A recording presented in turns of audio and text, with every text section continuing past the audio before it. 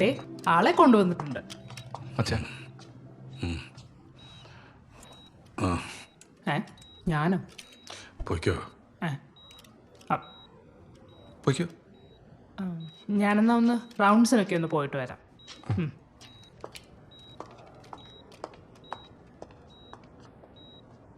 എന്താ അച്ഛാ കാണണമെന്ന് പറഞ്ഞേ? എൻ്റെ സമയം കഴിയാറായെന്ന് ഡോക്ടർ പറഞ്ഞു അല്ലേ?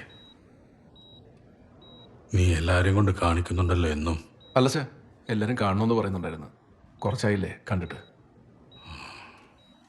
ഞാനൊരു മുരടനായിരുന്നു അല്ലേ?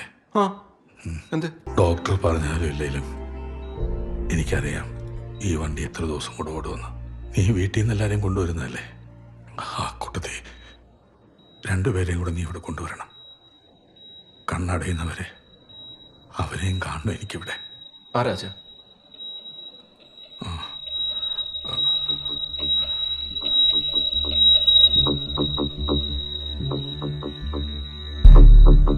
ശ്രീകണ്ഠപുരത്ത് ഞാൻ ജോലി ചെയ്തിരുന്ന സമയത്ത് കഴിഞ്ഞ 30 വർഷമായിട്ട്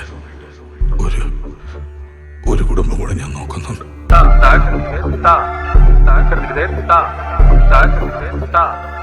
രുക്മിണി, അവരിലൊരു മകനുണ്ട്. നീ ഒന്നവരെ ഇങ്ങോട്ട് കൊണ്ടുവരണം.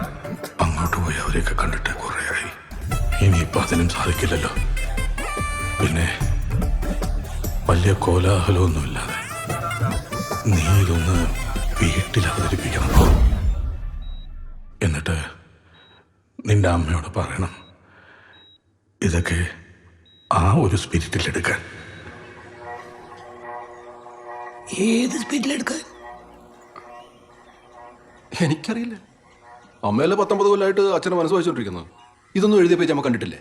നീ ശ്രീകണ്ഠപുരത്ത് പോയിരുന്നല്ലോ, അപ്പോ മനസ്സിലായില്ലേ?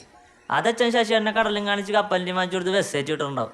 അല്ലാണ്ട് ഈ കേസേട്ടിൻ്റെ വീട്ടിലോട്ടൊക്കെ ബോധമുള്ള ആരെങ്കിലും കൊണ്ടുപോകും. ആളെയാ കൊണ്ടുപോകും. കേസ് കേട്ടോ?